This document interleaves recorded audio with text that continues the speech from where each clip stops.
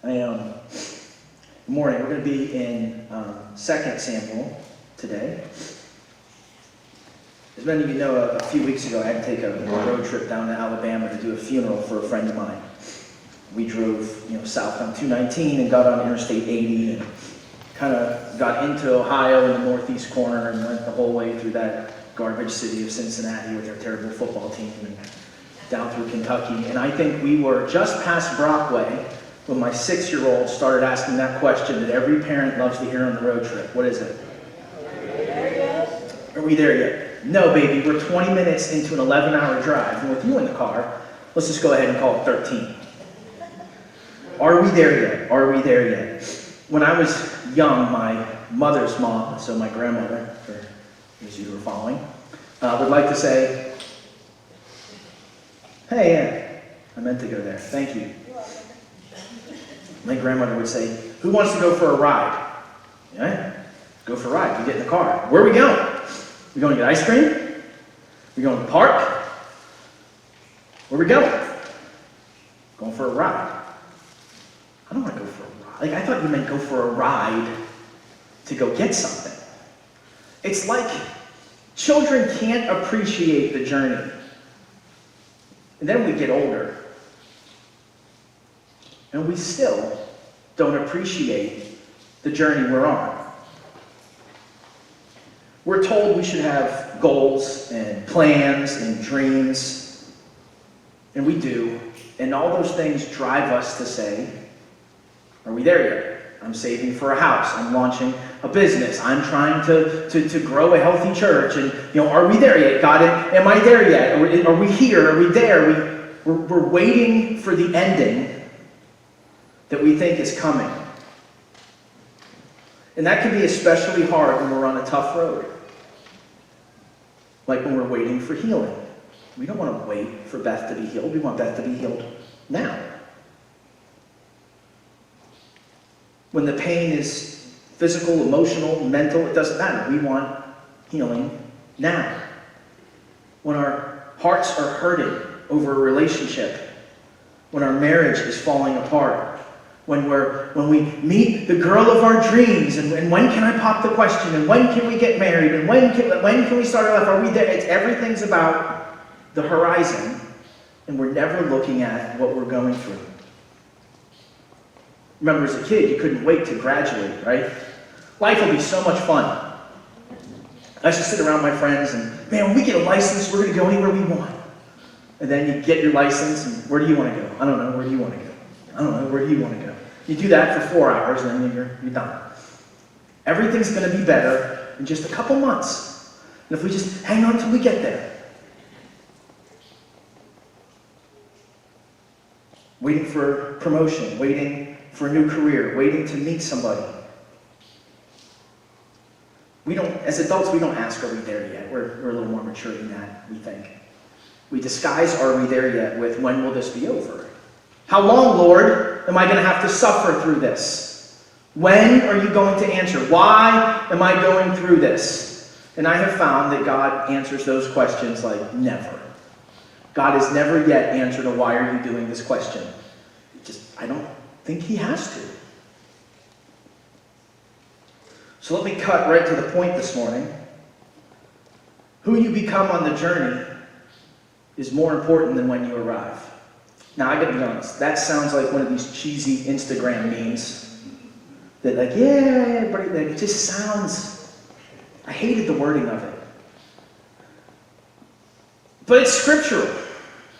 So let's talk about a couple New Testament passages, and then we're going to go back into 2 Samuel and see how this has been illustrated in the life of David. No, here, come on, man.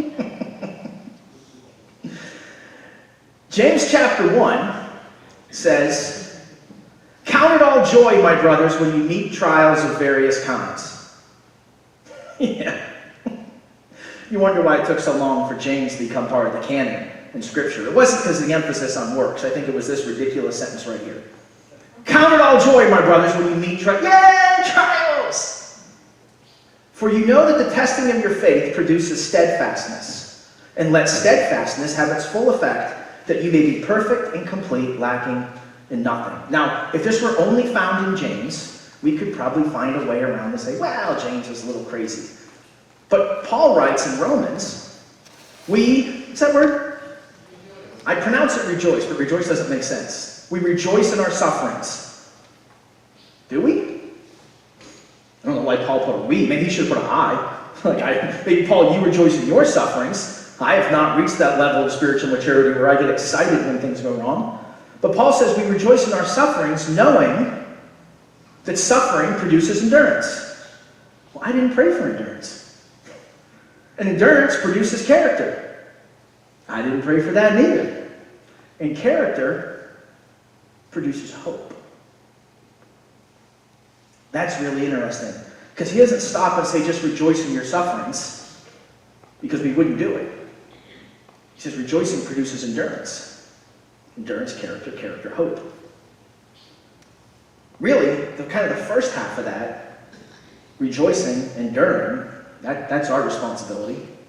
Character and hope is sort of what God brings.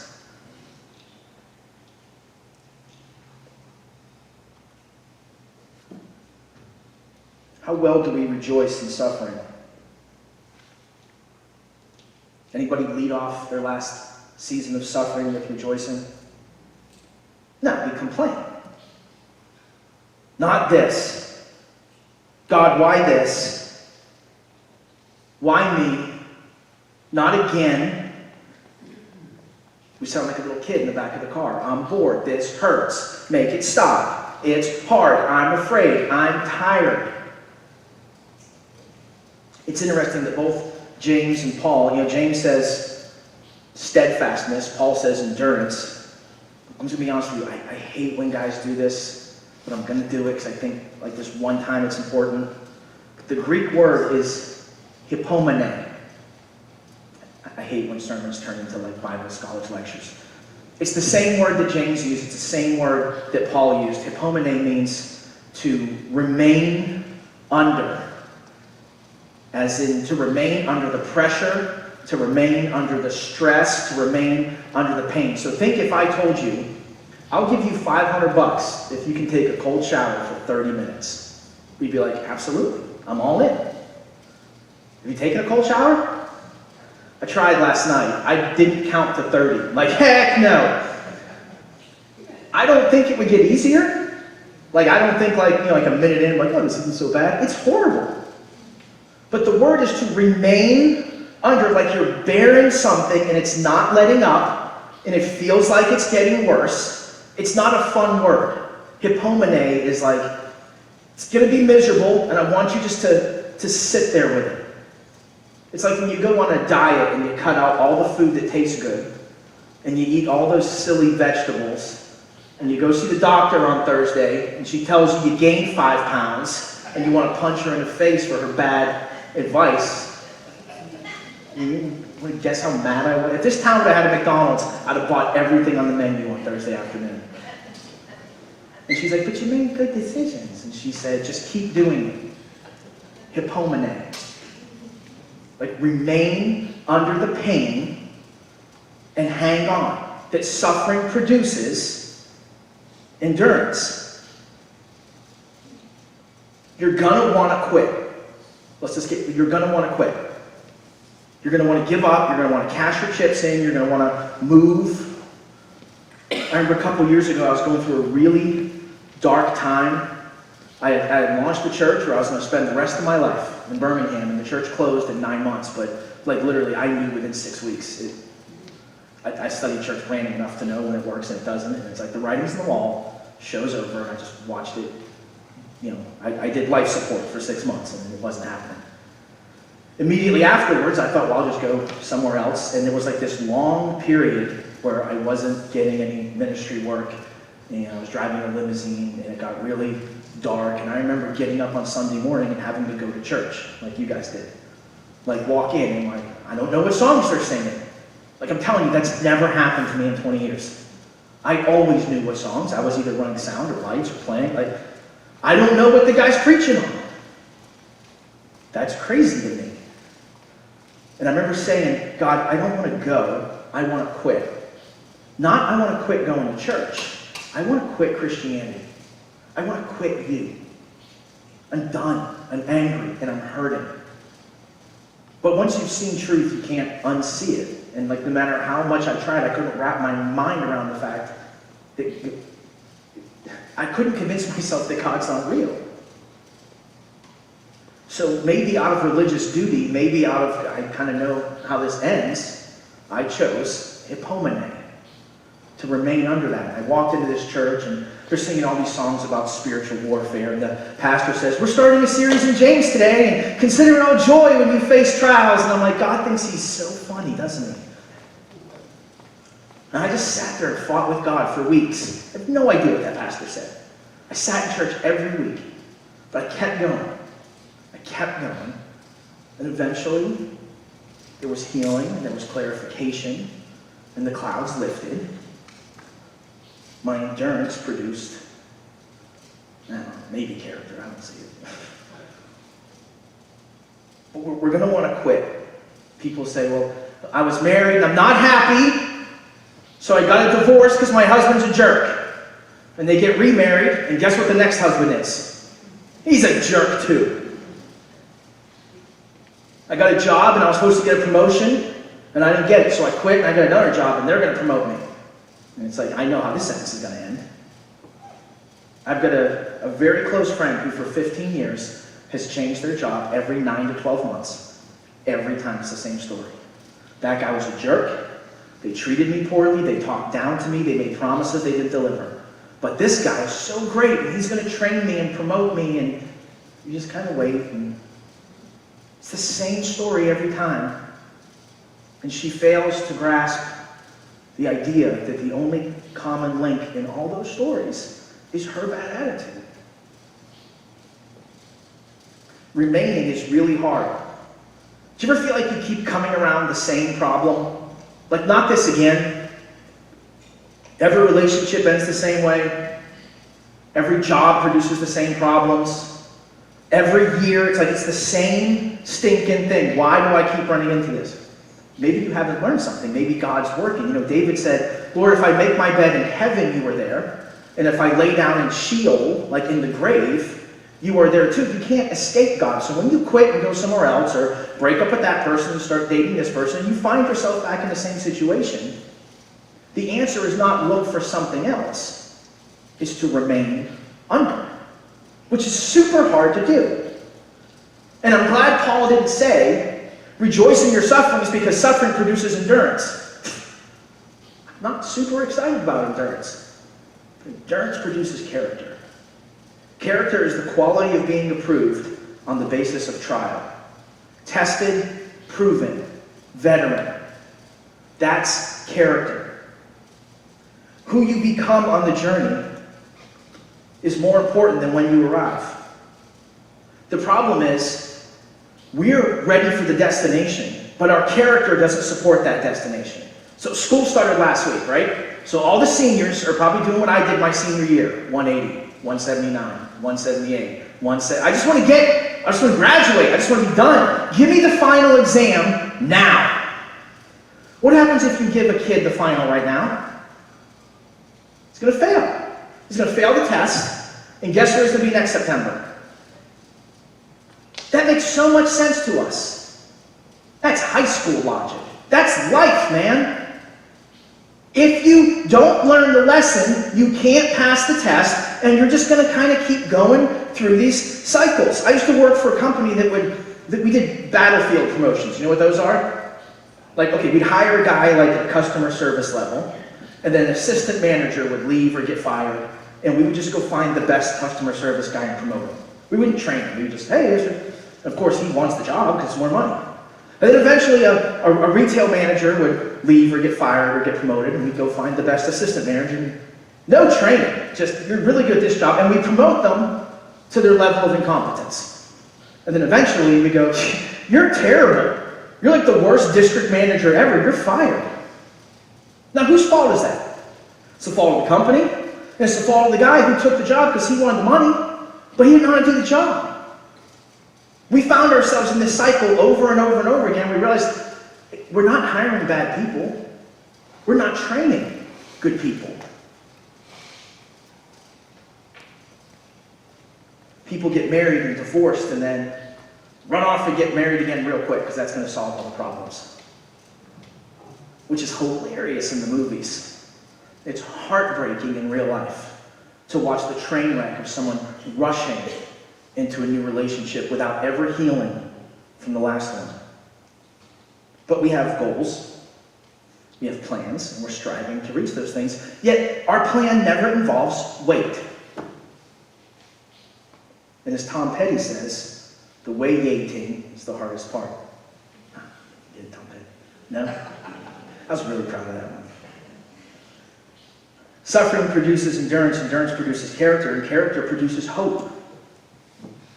God, you got me through the last thing, stronger, better, more sanctified, which is a fancy church word for more like Jesus, and I believe you'll get me through this because you're refining something in me and you're making me more like your son. That is the hope that when the next trial comes around, I don't want to go through this, but I know God's doing something, and he brought me through all these other trials, and this seems so much bigger because they're always harder. And I trust that God will get me through this. It's confidence in the provision and protection of God. It's like trying to lift weights. You have to lift the light weights before you can lift the big weights. It's training. The thing is, you can't trust God for what's next until you trust God for what's now. Stop asking God to end it and bring something else. If you don't trust God in what you're presently going through, you're not going to be able to trust God in what looks like is going to be a carefree life when things get better. So let's look at David and see this illustrated in the Old Testament.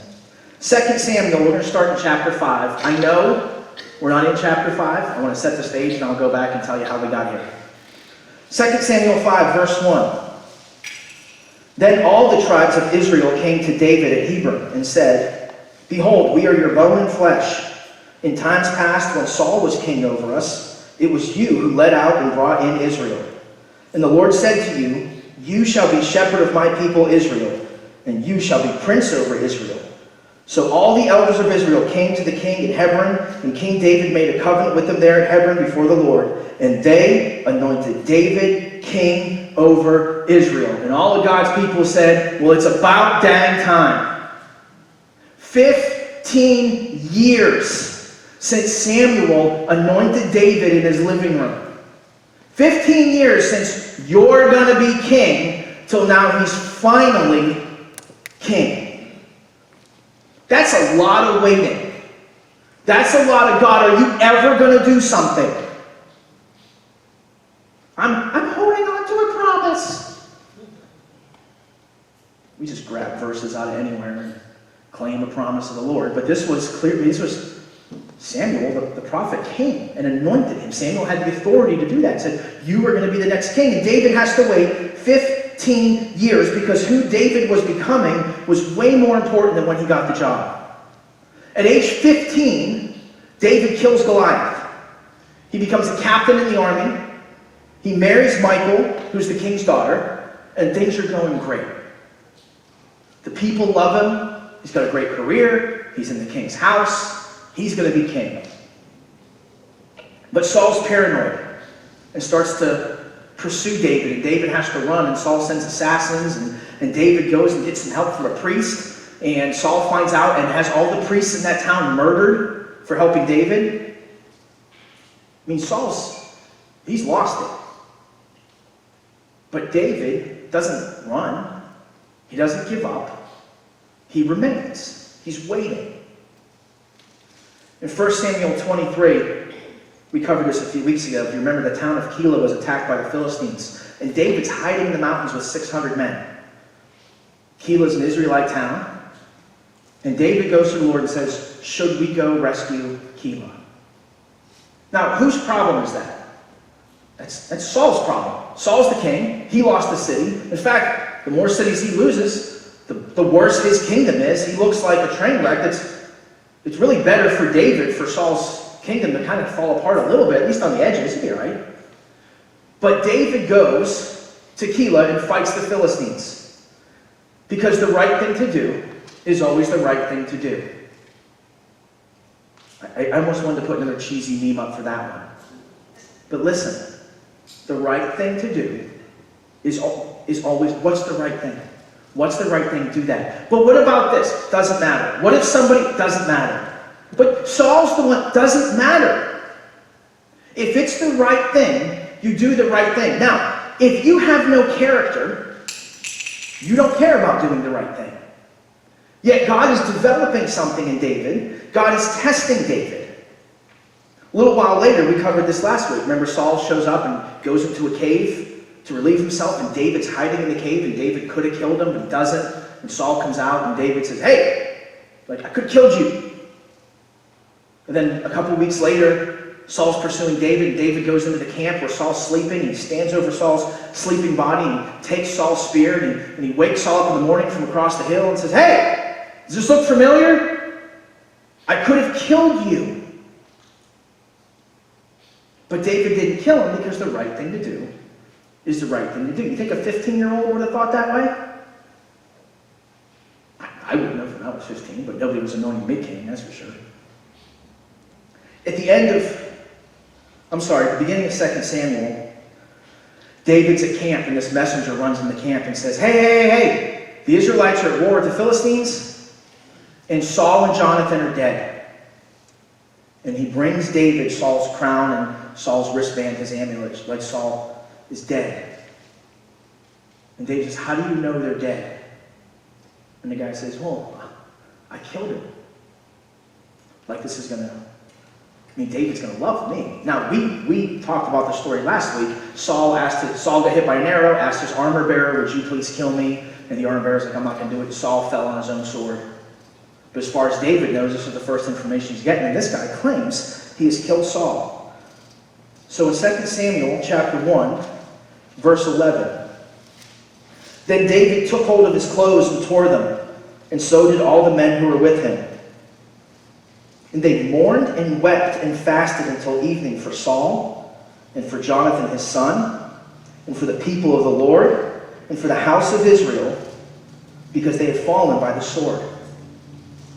And David says to the young man who told him, where do you come from? He said, I'm the son of a sojourner, an Amalekite. My dad's an immigrant, and we moved to Israel. I grew up here. And David said, how is it you were not afraid to put out your hand and destroy the Lord's anointed? Then David called one of the young men and said, go execute this joker. And he struck him down so that he died. And David said to him, your blood be on your head, for your own mouth has testified against you, saying, I've killed the Lord's anointed.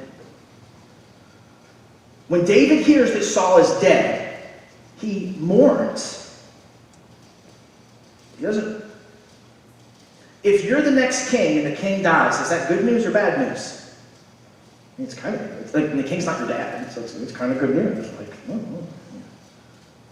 But David mourns for Saul, for Jonathan, for Israel. They've lost their king. And David turns to the guy that thinks he's delivered Saul over to David and says, you killed the king. Kill this guy.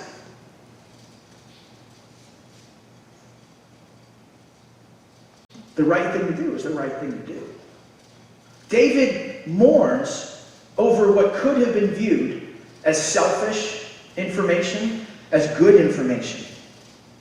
So Saul's dead, and the tribe of Judah, remember there's 12 tribes in Israel, the 12 sons of Jacob. The tribe of Judah declares David to be their king. Okay? So David's now the king of Judah. Think about like the United States, he's like the king of Texas. Okay? And the rest of the country, Abner, who's Saul's general, who survived the battle, Abner goes and finds Saul's youngest son, who didn't go to battle, Ishbosheth. And Abner is really the guy with kind of all the authority and the power in the country. And Abner says, Ishbosheth, son of Saul, you are king. And they declare Ishbosheth is king of all Israel. So Texas has one king, the rest of the country has another king. That's essentially what's happening. And Ishbosheth has Saul's general, Abner, kind of running things for him. Well, in chapter 3, Ishbosheth, King Ishbosheth, I practiced saying that all week, says to Abner, why did you lay with one of my concubines?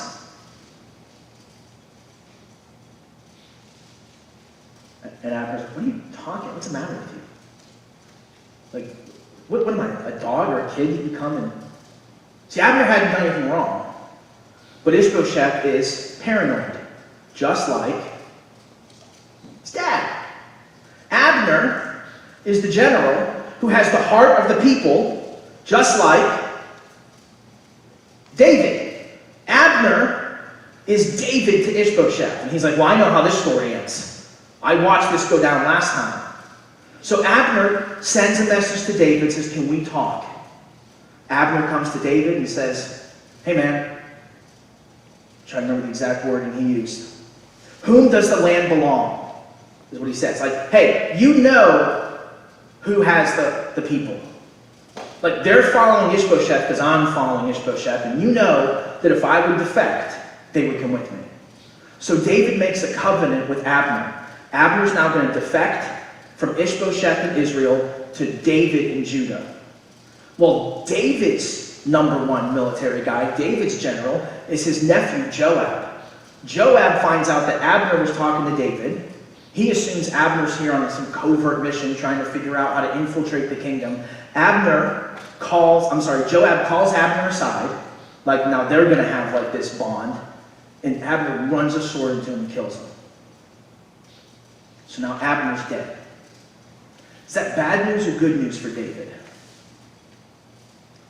I mean, I guess it's bad news because Abner was going to defect, but really, the people were following Abner. They're not. Without Abner, really, he's got no one. Ishbosheth has no one to lead his army. He's got no one to command the people. It's kind of good news. And really, yesterday, Abner was his enemy. But in 2 Samuel chapter 3, beginning in verse 31, David said to Joab and to all the people who were with him, tear your clothes and put on sackcloth and mourn before Abner. And King Abner followed the bier, which is a coffin, and they buried Abner at Hebron. And the king lifted up his voice and wept at the grave of Abner. This is the second death that's good news for David, and he's mourning essentially the death of his enemy. So chapter 4, Ishbosheth's kingdom is a little shaky right now, and two guys that work for him decide this isn't going to last. We need to get on David's good side. So they assassinate Ishbosheth. They assassinate the king. They cut off his head, and they deliver his head to David. Ta-da! Like, look what I brought you. Like, David's going to love us. You can probably imagine how well this is going to go over in chapter 4, verse 9. David says to them, as the Lord lives, who has redeemed my life, there's that hope, has redeemed my life out of every adversity. When one told me, behold, Saul is dead, and thought he was bringing me good news, I seized him and killed him at Ziklag, which was the reward I gave him for his news. How much more when wicked men have killed a righteous man? In his own house, on his own bed, shall I not require his blood at your hand and destroy you from the earth? And he has the assassins killed. He calls Ishbosheth a righteous man. Now listen, I understand that Ishbosheth was Saul's son. Okay? And Abner said, dude, you're the king. Your dad was king. You're next. Everybody knows that Samuel had anointed David king at this point. Everybody knows that really David's supposed to be king. And Ishbosheth is just kind of like hanging on to the kingdom as long as he can. And Ishbosheth's death should have been great news because Saul has no more sons. There's nobody standing between David and the crown of all of Israel. So when they bring David Ishbosheth's head, it should be good news. And yet David has them assassinated, and David mourns. And finally we get to chapter 5 where I started this. David is crowned king of Israel. After 15 years of victory and success and fear and hiding and doing the right thing and not having it pan out, how many times did David do the right thing, but what he was expecting to come from that didn't happen? He spared Saul's life, and Saul pursued him. And he spared Saul's life, and Saul pursued him. It's like, God, I'm doing the right thing. When are you going to do something? We pray that all the time. I did what I was supposed to do, as if somehow God's on the hook now, where God has to do things on our timetable. I put my quarter in the machine. I want my candy, Lord. Why did it take 15 years from being anointed to being crowned? How do you think how well would a 15-year-old rule? Most of them don't even clean their room. I get it was a different culture. He was more responsible. You have to be, 35 to be president of the United States? And every year I've gotten older than 35, I think that's way too young. I'm 45, I'm thinking, heck no, it should be at least 70. Right? Because, when I was young, 35-year-olds, they had it all together. When I was 35, I'm I'm way behind. David was 15. Not only that, he had killed bears, lions, and Goliath. He was captain of the military, the king's daughter. Recipe for humility right there, right? I'm the king, do what I say, I'm the man. God had some questions that he wanted David to answer. David, will you be just? Will you compromise? Will you seek vengeance like he almost did against Nabal? We talked about that last week. David, can you be faithful in the small things, like leading 400 men living in caves? Show me you can do that, and I'll let you do this. David, will you lead well? David, can you win over your supporters? Think about this. When David mourned the death of Saul, all the people who were clearly on Saul's side, our king is dead. No, here comes David. He's going to gloat. And David's mourning the death of the king. Wow, that's a class act. When Abner is murdered by Joab, David's general, well, David must have told Joab to kill him. So all of Abner's people see David mourning. Wow, it's a class act. When Ishbosheth finally died, the people who were left supporting Ishbosheth saw David mourn. You think David could have done that when he was 17 if Saul had died? If he hadn't gone through everything he'd been through? We read the story of David and we think, man, I could never spare my enemy. I couldn't be like David. Correct. Your character can't afford it.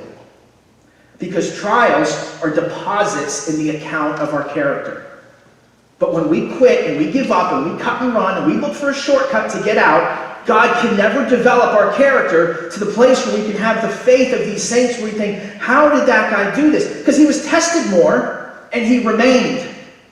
Hippomene. He endured. He stayed under the trial. He didn't look for the shortcut out. Character is all about integrity and identity. Identity is who you are. Integrity is what you do. David, you're not a prodigy. You're not a boy wonder. You're not a giant slayer. You're not a military leader. You're not a fugitive. And you're not a king. You're a child of God. You're a man after my own heart.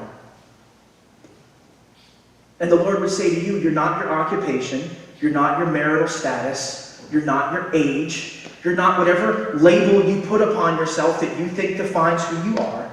God says, I need your identity to be in me. That all of your righteousness comes through Jesus. That you are loved, that you are valued. That's identity. Integrity is doing the right thing because it's the right thing to do.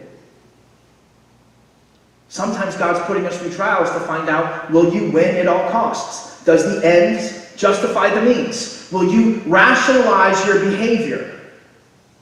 Well, rationalization is just your mind's way of justifying what your spirit knows is wrong.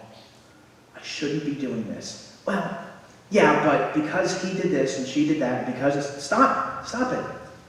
Rationalization is your mind's way of justifying what your spirit knows is wrong. Will you rejoice when your enemy suffers? Will you bless those who curse you? It's really hard to pray for your enemies. It's interesting though, Does God bless sin? Has he ever? I mean, not yet. So if I'm praying for God if I'm praying for God to bless my enemy, I'm praying God put him in a position where he can be blessed. Whether it's through repentance and he comes to you, or he kind of goes to rock bottom. Whatever it takes, Lord. I'm not excited about what that means for him, but would you put him in a position to be blessed? And when I consider that, it makes it a little easier to bless my enemies. Can we sit with injustice and still trust God? When we've done the right thing and it hasn't paid off in our timetable. Will you be fair with authority?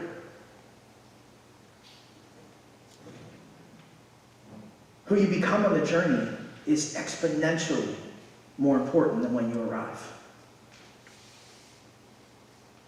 Rejoicing is really hard. It's not as hard as enduring. Remaining under the pressure.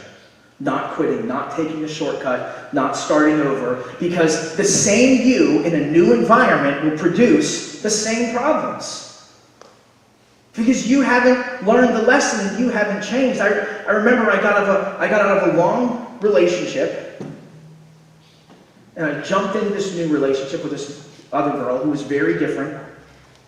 And within a few months, she had dumped me. And I was right back where I was and where I was talking to my pastor. And I'm like, I just don't get it. Here I am again. And he said, well, you keep picking these women.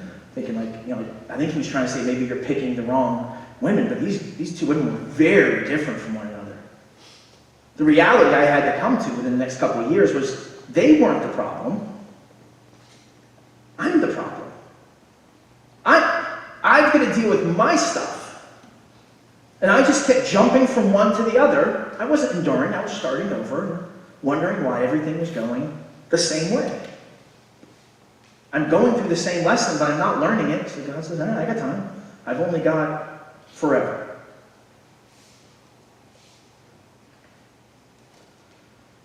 We're striving for a destination, but God is trying to develop character in us. Now, enduring doesn't mean fine. Or like white knuckling it. Like I'm just going to breathe. Enduring means surrendering. All right, God. Just get it over with. Let's do it. I'm tired of pretending like I'm innocent. I'm tired of learning this lesson. Enduring is not waiting till the other person gets it. Well, I have to wait until she repents. I have to wait until he comes around. Enduring isn't looking around the room right now thinking, I wish Steve was here to hear this. Or I hope my wife is listening. That's not enduring. Enduring is remaining under the pressure, saying, God, I submit to you. I trust you. Letting God develop your character, not your circumstances. Now, we began this back in James chapter 1. So I'm going to finish with this verse, which is the next verse in James chapter 1.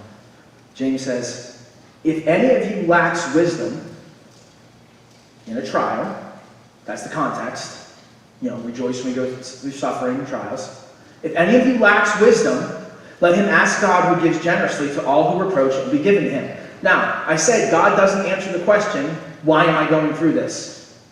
But yet, God promises he will answer the question if we say, Lord, what are you trying to teach me? That's wisdom. What do you want me to do? God, what are you trying to develop in me? Not only will he answer, he promises he'll answer. Who you become on the journey is more important than when you arrive. Rejoicing in suffering is super hard. But rejoicing produces endurance, endurance character, and character hope. That's why we can say things like, I'm trading my sorrows, I'm trading my pain, I'm laying them down for the joy. How do you trade sorrow and pain for joy? Well, because you have hope. Because you've been through this before. You can rejoice and say, yes, I will lift you high in the lowest valley. Yes, I will bless your name. God, none of this feels right. None of this looks right. None of this is panning out. But you said rejoice, so I'm going to rejoice because I'm enduring. And I know that you're doing something in my character. And I have the hope from the last thing I went through that you're going to take me through this and I'm going to come out stronger and I'm going to come out more like Jesus. Let's pray.